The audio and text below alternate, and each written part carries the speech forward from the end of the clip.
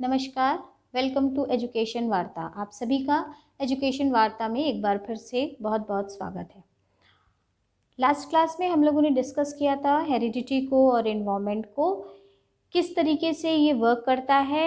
Heredity ज़्यादा important है या आपका इन्वायरमेंट ज़्यादा इम्पॉर्टेंट है, जिसमें हम लोगों ने देखा कि आप किसी को भी ये नहीं कह सकते हैं कि which one is more important than other. तो दोनों ही बहुत इम्पॉर्टेंट है, चाहे हम हेरिडिटी की बात करें या इन्वायरमेंट की बात करें। बहुत ज़्यादा दिनों तक ये बहस चलती रही, बल्कि ये कहें कि लगातार चलती रही तो भी गलत नहीं होगा, जिसमें एक बड़ा वर्ग था मनोवैज्ञानिकों का जो ये कहता था कि आनुवांशिकता जो है वो ज़्यादा इम्पॉर्टेंट है। अगर हमारे पास उस टाइप के जीन्स ही नहीं होंगे तो हमें चाहे जितना अच्छा वातावरण मिले, हमें चाहे जितना अच्छा इन्वायरमेंट मिले, हम डेवलप नहीं हो सकते हैं।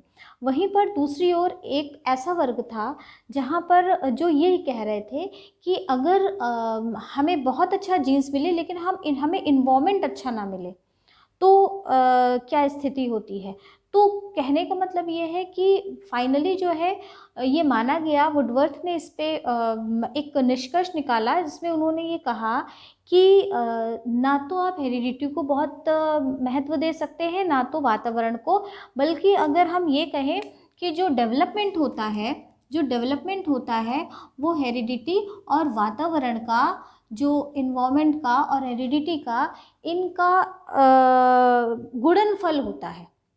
मतलब विकास जो होता है वो आनुवांशिकता का और वातावरण का गुणनफल होता है। मतलब इनमें आपस में अंतःक्रिया होती है और उसके बाद ही विकास होता है। तो फाइनली तो एक हमारे दिमाग में ये बात बहुत अच्छे से होनी चाहिए कि जब भी हम आनुवांशिकता की बात करते हैं या वातावरण की बात करते हैं तो हम किसी भी एक को बेहतर या ज़्यादा इम्पोर्टेंस नहीं दे सकते। हमें अपने दिमाग में बात रखनी होगी कि ये दोनों ही अपनी अपनी जगह बहुत इम्पोर्टेंट है और दोनों का ही अपना अपना रोल होता है एक बच्चे के विकास में। तो ये पहले अपने दिमाग में बात रखते हैं और उसके बाद फिर आगे हम लोग आज पढ़ेंगे लॉज और प्रिंसिपल ऑफ हेरिडिटी, या हम जिसको दूसरे शब्दों में कहें कि आनुवांशिकता जो है उसके क्या कुछ नियम है या कुछ क्या सिद्धांत हैं। तो आज हम विशेष रूप से पढ़ेंगे कुछ ऐसे नियम और सिद्धांतों को जो जिसको पढ़ने के बाद तभी हम ये कह सकते हैं कि आनुवांशिकता के लिए ये नियम है अगर हम आनुवांशिकता की बात कर रहे हैं तो। जैसे नंबर 1 है आपका लॉ ऑफ रिजेम्बलेंस या समानता का नियम। हम और आप सभी जानते हैं कि जब एक बच्चा जन्म लेता है तो आनुवांशिक स्तर पर, वंशानुक्रम के आधार पर वो अपनी माता या पिता से या अपने पूर्वजों से रिजेंबल करता है, वो मिलता जुलता सा होता है। उसकी कदकाठी भी मिलती है या उसका मानसिक स्तर मिल रहा होता है या कहीं ना कहीं किसी न किसी आधार पर उनमें समानता होती है। तो ये नियम हमें बताता है कि अगर हम वंशानुक्रम की बात करते हैं तो ये नियम वर्क करता है जिसको हम लोग कहते हैं समानता का नियम या लॉ ऑफ रिजेम्बलेंस। सेकेंड है हमारा लॉ ऑफ वेरिएशन या विभिन्नता का नियम। देखिए जैसे आपका रिजेम्बलेंस का नियम है, जिस तरीके से रिजेंबल करता है फेस या मेंटल जो लेवल होता है वो मिलता जुलता है, उसी तरीके से विभिन्नता का नियम है। एक कई सारे मनोवैज्ञानिकों ने ये सिद्ध किया कि ये आपका जो विभिन्नता का नियम है या ये जिसको हम लोग कहते हैं वेरिएशन का नियम है, ये हमेशा ऐसा नहीं होता कि हमेशा एक माता पिता के जो बच्चे होते हैं वो रिजेंबल ही करते हो, समान ही हो, उनमें विभिन्नता भी होती है। और ये हम और आप बहुत अच्छे से जानते हैं कि कई बार ऐसा होता है कि जब बच्चा जन्म लेता है तो हम लोग कयास लगाते रहते हैं कि ये तो बिल्कुल अलग है या ये किसके ऊपर गया है। तो इसका मतलब है वहाँ पर यही नियम काम करता है जब हम कहते हैं लॉ ऑफ वेरिएशन या विभिन्नता का नियम। तो लॉ ऑफ वेरिएशन जो है, विभिन्नता का जो नियम है, ये भी बहुत इंपॉर्टेंट है अपनी जगह पर। और उसके बाद थर्ड आपका नियम आता है लॉ ऑफ रिग्रेशन या प्रत्यागमन का नियम। प्रत्यागमन का नियम जो है वो हमें ये बताता है कि हमेशा जो प्रकृति है वो विशिष्टता की तरफ नहीं जाती है या स्पेशल कंडीशन की तरफ नहीं जाती है, बल्कि सामान्य की तरफ जाती है। अब उदाहरण से इसको आप ऐसे समझ सकते हैं कि एक माता पिता है जो बहुत शार्प माइंडेड है, उनका आईक्यू लेवल बहुत अच्छा है, लेकिन जो बच्चे हैं वो उस बुद्धि के स्तर के नहीं है, या वो इतने इंटेलिजेंट नहीं है जितने उनके माता पिता इंटेलिजेंट हैं। ऐसा इसलिए होता है क्योंकि जो प्रकृति है वो सामान्य की तरफ जाती है, मतलब वो स्पेसिफाई या स्पेशल की तरफ नहीं जाती है, बल्कि वो साधारण की तरफ जाती है। तो जो गेन करने का जो जिसको आप कह सकते हैं कि एक बच्चे में माता पिता के से क्या आएगा, तो आप मान के चलिए कि सामान्य गुण अधिक आएंगे, विशिष्ट गुण कम आएंगे। अगर आप ये कहें तो ये ज़्यादा बेहतर तरीके से आप इसको समझ सकते हैं। सामान्य गुण जो है वो अधिक आएंगे, जो उसकी विशेषता है या जो उसके विशेष गुण हैं वो कम आएंगे, जिसको हम लोग कहते हैं लॉ ऑफ रिग्रेशन या प्रत्यागमन का नियम। इसके बाद आता है आपका लॉ ऑफ बायोमेट्री, जिसको हम लोग कहते हैं जीव सांख्यिकी नियम।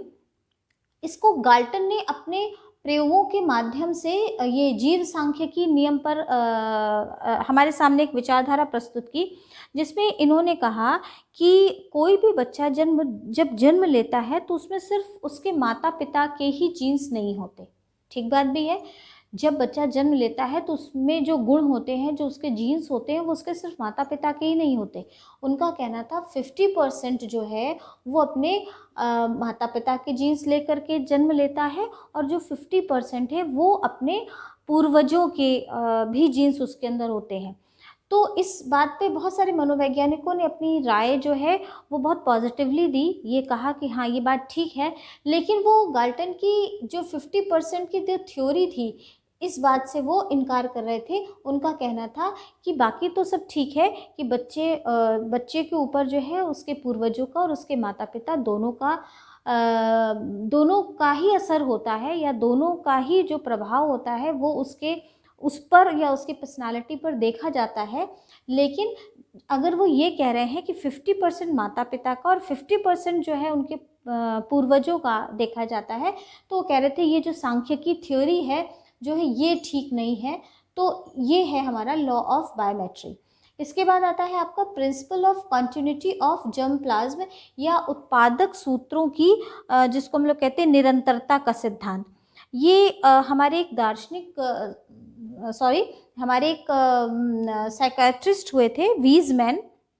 तो वीजमैन ने ये स्पष्ट किया कि माता पिता के जो जीन से जाइगोट का निर्माण होता है, और माता पिता के जीन से जो जाइगोट का निर्माण होता है उसमें दो प्रकार के सेल्स होते हैं, एक बॉडी सेल और दूसरा आपका जर्म सेल। और बॉडी सेल और जर्म सेल्स जो होते हैं ये निरंतर एक बार से दूसरे बार में हस्तांतरित होते रहते हैं, ट्रांसफ़र होते रहते हैं। तो इनका कहना था ये पीढ़ी दर पीढ़ी हस्तांतरित होते रहते हैं, और इसी सिद्धांत को इन्होंने नाम दिया principle of continuity of germ plasm, या उत्पादक सूत्रों की निरंतरता का सिद्धांत।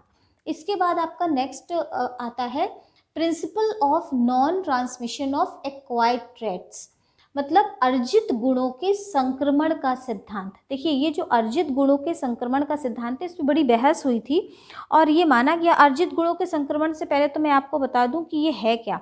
अर्जित गुणों के संक्रमण का सिद्धांत जो है वो यूके के हमारे मनोवैज्ञानिक थे वीजमैन। तो वीजमैन ने कहा अर्जित गुणों का संक्रमण मतलब अर्जित गुणों जो उसने रह करके सीखा होता है, अर्जित किया होता है। वातावरण में रह करके, समाज में रह करके माता पिता ने जो कुछ भी अर्जित किया होता है, जो कुछ भी सीखा होता है, उसका संक्रमण या उसका जो ट्रांसमिशन होता है वो नहीं होता है, ऐसा कहना था वीजमैन का। उन्होंने यहाँ पर मैं आपको इसी के साथ में लैमार्क की थ्योरी भी बता देती हूँ। लैमार्क की थ्योरी में लैमार्क का अध्ययन था। लैमार्क ने ये कहा कि इन्होंने एक उदाहरण से, एक छोटे से प्रयोग के माध्यम से हमारे सामने एक बात स्पष्ट करी। इन्होंने कहा कि जैसे जिराफ है तो जिराफ की जो गर्दन है वो पहले लंबी नहीं थी, लेकिन अपने आप को जीवित रखने के लिए और अपनी आवश्यकताओं की पूर्ति करने के लिए वो निरंतर जो है पेड़ों की पत्तियों को खाने के लिए अपनी गर्दन ऊंची उठाता रहा। फलस्वरूप उसकी जो गर्दन थी वो लंबी होती चली गई, और धीरे धीरे जो उसके आगे का जो वंश आया, आगे के जो वंश बढ़ा, उसमें भी वो लंबी गर्दन के ही पैदा होने लगे। ये कहना था लैमार्क का।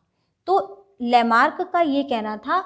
वहीं पर इसका अपोजिट जो है वो कहा हमारे वीज़मैन ने। तो वीज़मैन ने कहा अर्जित गुणों का कोई भी संक्रमण नहीं होता है, या हम ये कहें कि जो भी हम ट्रेट्स जो हम एक्वायर्ड करते हैं, जो हम अर्जित करते हैं, ऐसे किसी भी क्वालिटी का जो है संक्रमण नहीं होता, वो ट्रांसफ़र जो है वो नहीं होते। अब इनके इसी सिद्धांत को वीज़मैन के ने अगर लैमार्क के सिद्धांत का विरोध किया या खंडन किया, तो इसी बात को मैकडूगल ने भी अपने प्रयोग में आगे बढ़ाया। तो मैकडूगल ने क्या किया कि उन्होंने चूहों पर एक प्रयोग किया। मैकडूगल ने चूहों पर एक प्रयोग किया। इन्होंने कुछ चूहों को लिया और एक बड़े से पानी के नाद में, या बड़े से पानी के आप टब कह सकते हो, कि उसमें उन्होंने उन चूहों को डाला, और दो जो है उसके रास्ते बना दिए वहाँ से निकलने के, उस पानी के टब से निकलने के दो रास्ते उन्होंने बना दिए। एक अंधेरा रास्ता और एक रास्ता जिसमें प्रकाश था, लाइट थी।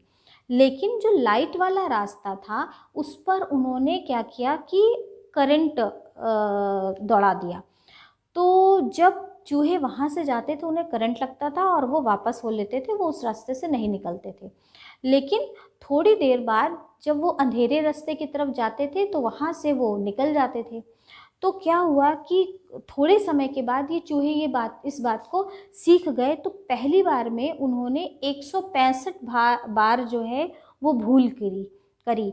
मतलब कि उन्हें अगर उस पानी के टब से बाहर जाना था तो उन्होंने 165 टाइम्स जो है एरर करी उस पानी के टब से बाहर निकलने के लिए। लेकिन जैसे जैसे उसकी पीढ़ी आगे बढ़ती गई, तो उसके बाद जो वो चूहे उसमें डाले गए, तो ये माना गया कि उनके जो भूलों की संख्या थी वो कम होती चली गई, निरंतर कम होती चली गई। जहाँ पर पहली बार 165 बार भूल हुई थी, वहीं पर जो 23वीं पीढ़ी के जो चूहे थे, 23rd जो उनका मतलब वंश था 23rd, तो जो 23rd था उसमें जो है उनकी भूलों की संख्या 165 से घट करके सिर्फ 25 रह गई। अब यहाँ पर ये दोनों चीज़ें अलग अलग हैं। इन्होंने कहा संक्रमण जो है ट्रांसमिशन नहीं होता है, वीज़मैन ने कहा अर्जित गुणों का ट्रांसमिशन नहीं होता। लैमार्क कह रहे हैं अर्जित गुणों का ट्रांसमिशन होता है।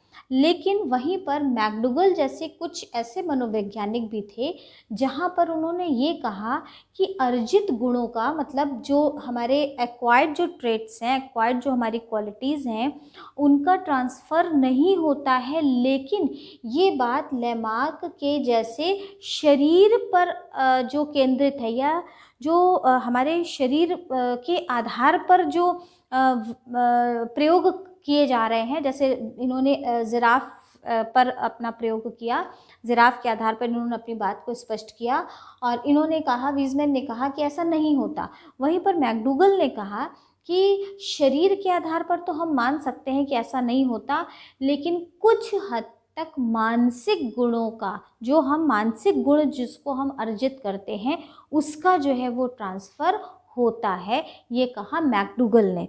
तो ये हम लोगों को, अगर हम लोग हेरिडिटी को डिस्कस कर रहे हैं तो ये हम लोगों को पता होना चाहिए कि अब इससे निष्कर्ष क्या निकला। इससे निष्कर्ष ये निकला कि शरीर से जो शरीर पर अगर हम कुछ प्रयोग करते हैं, फिर इसी तरीके से एक और प्रयोग भी हुआ था जो किया गया था पावलाव ने, और पावलाव ने चूहों पर प्रयोग किया था। तो पावलाव ने क्या किया कि निरंतर जो है कई पीढ़ियों तक जो है चूहों की 300 बार घंटी बजाने पर, चूहे जो है जब भी वो खाना देते थे तो क्या करते थे, घंटी बजा देते थे, और उसके बाद चूहे आते थे।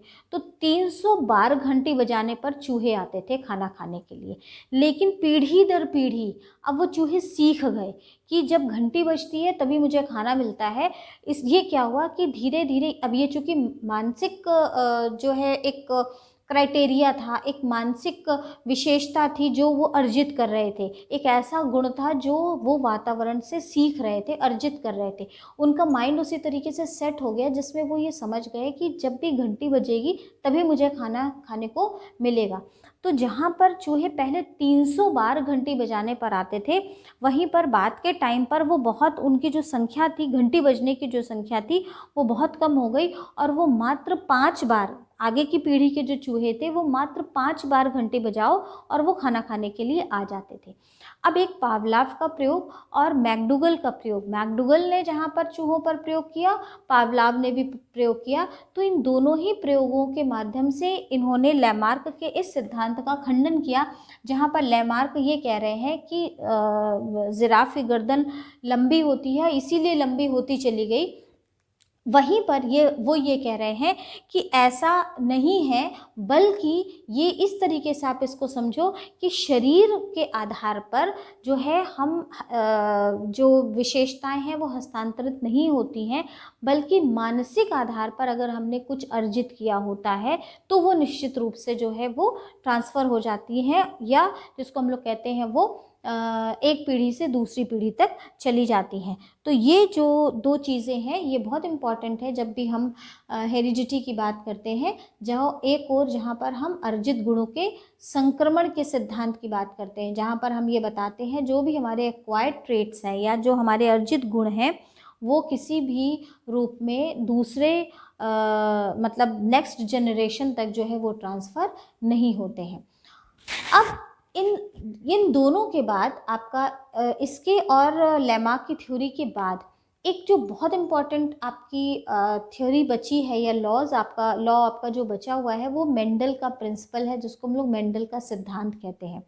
जो मेंडल का सिद्धांत है वो आपका मतलब इन्होंने जो है 1866 के आसपास जो है, ये ऑस्ट्रिया के एक पादरी थे और इन्होंने 1866 के आसपास मटर पर बहुत सारे प्रयोग किए और मटरों पर प्रयोग करके इन्होंने ये कुछ प्रयोग करके इन्होंने सिद्ध करने की कोशिश करी।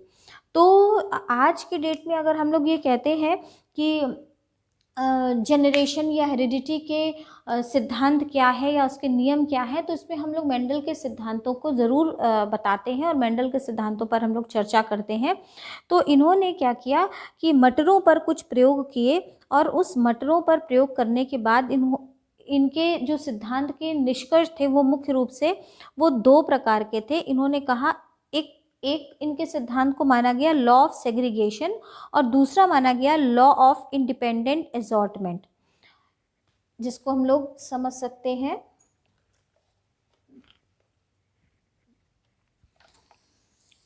इसको हम लोग छोटे से लॉ ऑफ सेग्रीगेशन। एक था मेंडल का सिद्धांत जिसको हम लोग कहते हैं लॉ ऑफ सेग्रीगेशन, और दूसरे शब्दों में इसको हम लोग कहते हैं पृथक्करण का सिद्धांत। पृथक्करण का सिद्धांत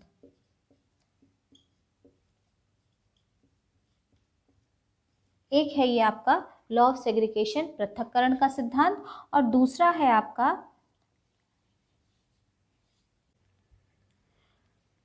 जो मेंडल थे, मेंडल को एक आनुवांशिकता के जनक के रूप में जाना जाता है, फादर ऑफ हेरिडिटी के रूप में भी इनको जाना जाता है। और इन्होंने इसलिए जाना जाता है क्योंकि इन्होंने बहुत सारे आनुवंशिकता के प्रयोग किए, तो आनुवंशिकता के जनक के रूप में भी हम लोग मेंडल को जानते हैं।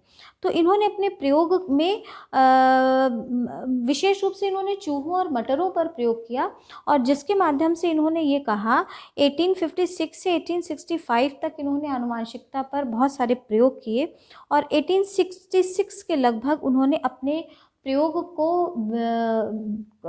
को एक्सप्लेन किया रिटन फॉर्म में, ब्लैक एंड वाइट में उन्होंने अपने इस प्रयोग को हम सभी के सामने प्रस्तुत किया और जिसमें उन्होंने बताया दो प्रकार के लॉज मुख्य होते हैं, एक लॉ ऑफ सेग्रीगेशन जिसको हम लोग पृथक्करण का सिद्धांत कहते हैं और दूसरा लॉ ऑफ इंडिपेंडेंट असॉर्टमेंट जिसको हम लोग स्वतंत्र छटाई का सिद्धांत कहते हैं। तो लॉ ऑफ सेग्रीगेशन क्या है? तो लॉ ऑफ सेग्रीगेशन के लिए इन्होंने कहा कि जब हम अब इनका एक बहुत बड़ा लंबा प्रयोग था, जहाँ यहाँ पर हम एक इसका सिर्फ कंक्लूजन के रूप में इसको आपको यहाँ पर डिस्कस कर रहे हैं। तो इन्होंने कहा कि जो मटरों का इन्होंने प्रयोग किया, इन्होंने लंबी और छोटी दो प्रकार की मटरों को फर्टिलाइज कराया, और उसके बाद इन्होंने दो प्रकार के निष्कर्ष निकाले। पहला, पृथक्करण का सिद्धांत, जो हमें ये बताता है, जो सेग्रीगेशन की थ्योरी है, जो हमें ये बताती है कि ये ज़रूरी नहीं है कि यदि दो जीन्स आपस में मिलेंगे तो जैसा हमने सोचा होता है या जिस प्रकार की हमें अपेक्षा होती है वैसा ही जो नेक्स्ट जनरेशन आएगी वो उसी तरीके की होगी। तो वो उससे पूरी तरीके से सेग्रीगेट भी कर सकती है, पृथक भी हो सकती है, बिल्कुल अलग भी हो सकती है। तो पहले इसकी पॉसिबिलिटी ज़रूर है कि जब वो पहली जनरेशन होगी उसमें गुण अधिक प्राप्त होंगे, मतलब जो जेनेटिक माँ और पिता के जो गुण हैं वो जेनेटिकली जो है वो फर्स्ट जनरेशन में अधिक होंगे, लेकिन आफ्टर सम टाइम जो नेक्स्ट उसके बाद की जनरेशन और उसके बाद की जनरेशन होगी, जैसे जैसे ये आगे वंशानुक्रम बढ़ता चला जाएगा, ये जो है वो सेग्रीगेट हो जाएगा, पृथक हो जाएगा। ठीक है, तो ये इन्होंने कहा, उसके जैसे उन्होंने दो प्रकार की मटरों का प्रयोग किया, तो इन्होंने कहा कि पहली बार अगर लंबी मटर ही फर्टिलाइज में मिली और जो पहली जनरेशन थी, जो मटर का जो संकरण कराया गया उसमें सभी मटर जो लंबी थी, लेकिन सेकंड और थर्ड टाइम पे जो है वो मटर छोटी भी हो गई और बड़ी भी हो गई। तो कहने का मतलब है कि हमेशा अगर जीन्स से हमें जो चीज़ मिलती है वो एक जैसी ही हमेशा होगी, आवश्यक नहीं है, वो पृथक भी हो सकती है, वो सेग्रीगेट भी हो सकती है, और दूसरी और तीसरी बार में वो बिल्कुल अलग भी हो सकती है, जिसको इन्होंने कहा पृथक्करण का सिद्धांत या लॉ ऑफ सेग्रीगेशन। जो सेकंड है आपका लॉ ऑफ इंडिपेंडेंट असॉर्टमेंट या स्वतंत्र छटाई का सिद्धांत, जिसको हम लोग इस तरीके से समझ सकते हैं कि इन्होंने कहा कि जो दो पेयर हैं ट्रेट्स के, ठीक है, दो गुणों के जो दो पेयर हैं उनमें आपस में किसी प्रकार का कोई संबंध नहीं होता। कि मान लीजिए आप इसको ऐसे इस तरह से समझे कि भाई एक व्यक्ति जो हाइट में अच्छा है और उसका वेट भी ज़्यादा है, तो ये ज़रूरी नहीं है कि अगर नेक्स्ट जो जनरेशन आ रही है उसमें हाइट और वेट दोनों ही एक जैसे होंगे, एक साथ होंगे। ये दोनों अलग अलग हैं और दोनों का एक दूसरे पर किसी भी प्रकार का कोई प्रभाव नहीं पड़ता है। वो अपने आप को खुद ही अलग कर लेता है।